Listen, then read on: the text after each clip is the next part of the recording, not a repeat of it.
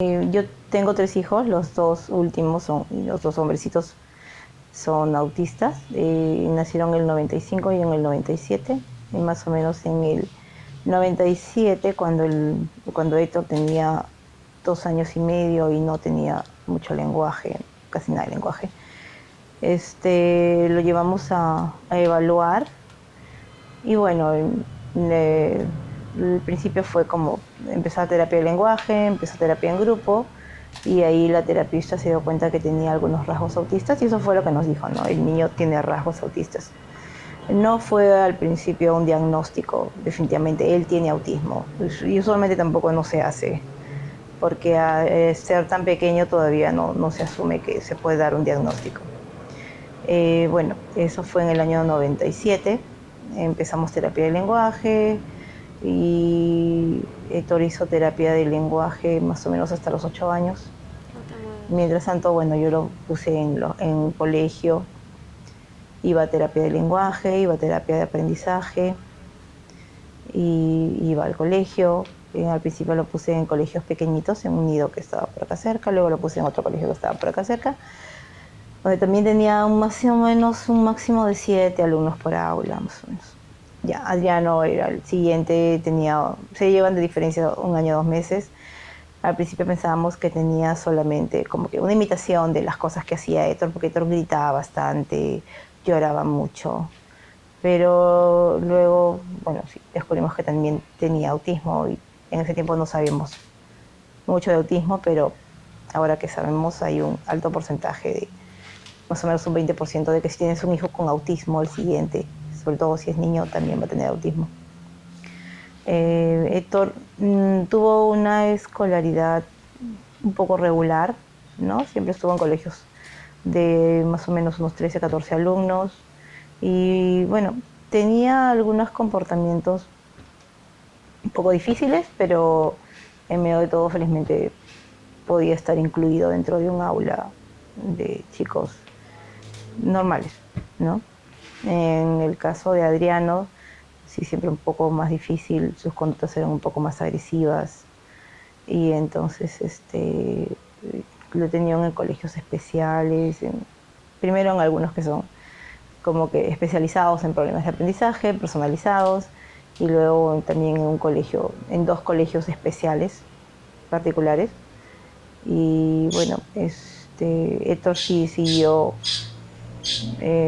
terminó la secundaria y luego estudió en IDAT, Ingeniería de Software. Terminó ya hace 2 años o 3 años. Y bueno, todavía no conseguimos un trabajo para él, que es lo que estamos buscando. Y bueno, eso en el caso de él, ¿no? En Adriano terminó la secundaria con algunas dificultades porque si bien tratábamos de que sea incluido en algunos colegios, el mismo hecho de tener así la ansiedad que tenía él, que se ponía muy irascible, entonces hacía que los mismos colegios las profesoras o las directoras nos dijeran que por favor lo retiráramos un poco más temprano o que fuera menos tiempo al colegio, o sea, menos días, ¿no? Y bueno, al final terminó yendo un poquito, pero logramos que terminara. En la etapa escolar, sí, los dos tuvieron problemas. Creo que el que más problemas tenía era Héctor, ¿no? Él no entiende mucho las bromas, nunca las entendió muy bien, le fastidiaba eso. Y entonces el hecho de no entender las bromas hacía que él gritara y bueno, ahí había problemas en el colegio. Pero en primaria en general la pasó mejor. En secundaria sí hubieron bastantes problemas porque Héctor primero que es de caminar un montón, entonces ya se le nota un poco de extraño.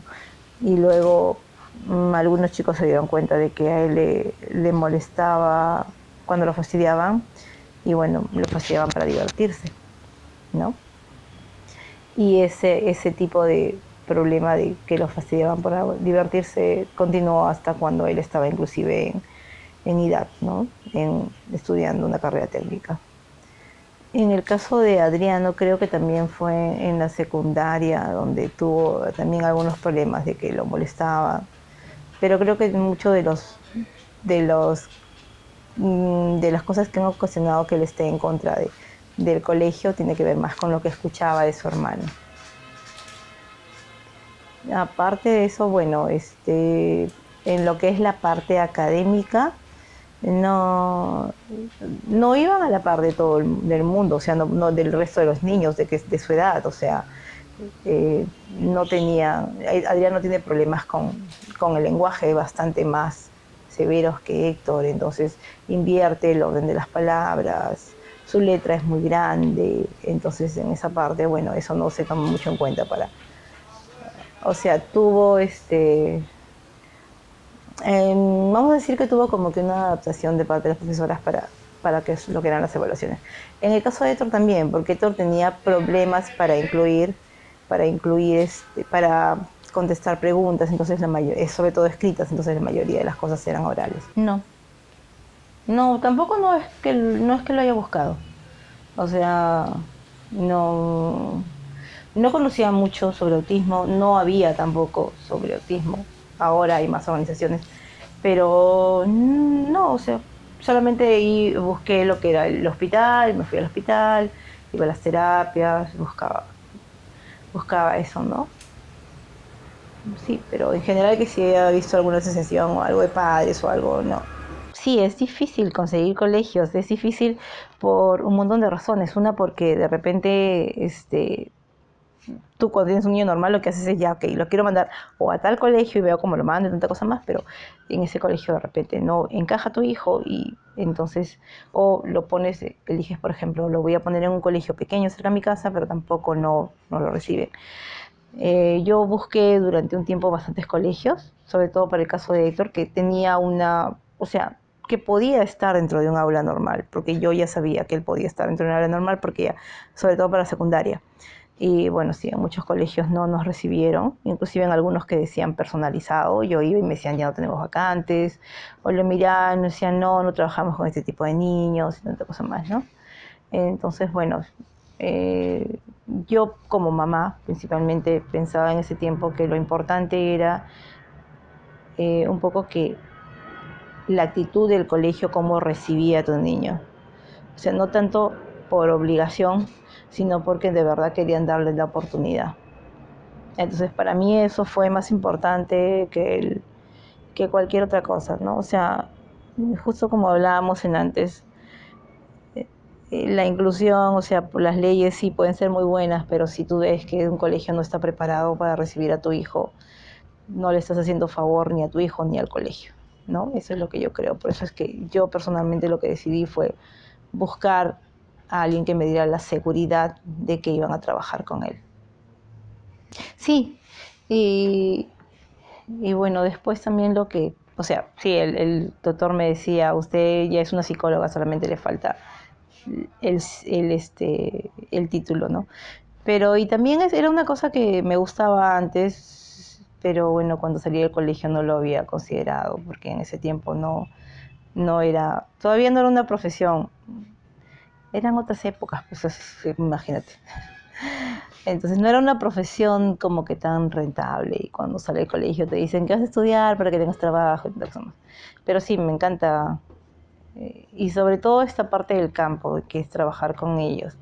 Y lo que yo ahorita me desempeño es en análisis conductual, que es ver cómo funciona la conducta y a qué se debe para poder cambiarla, modificarla o reforzarla para que sea la que hagas, ¿no? La correcta. No conozco completamente la ley y como te decía antes, si es que la ley solamente dice que hay la obligatoriedad de aceptarlos porque tienes que aceptarlos, creo que no me hubiera servido igual, o sea, igual mi pensamiento sigue siendo como que la actitud del colegio es más importante para mí que la obligación de tenerlos ahí.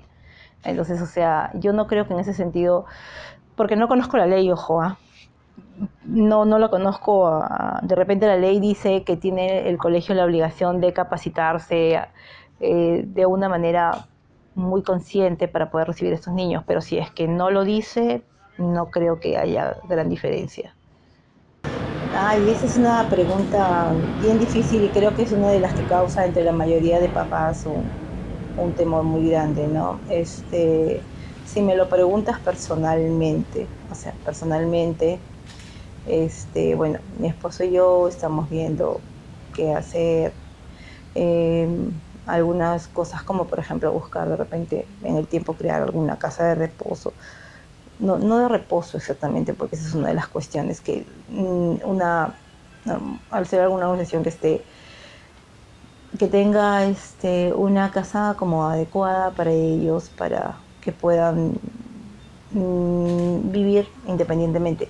Yo felizmente considero ahorita, como están aquí ellos, que pueden tener una vida independiente en cuanto a que se asean solos, a que pueden comprar cosas, o sea, independientemente del dinero de donde lo sale, pero pueden ir y hacer la acción de comprar las cosas, ¿no?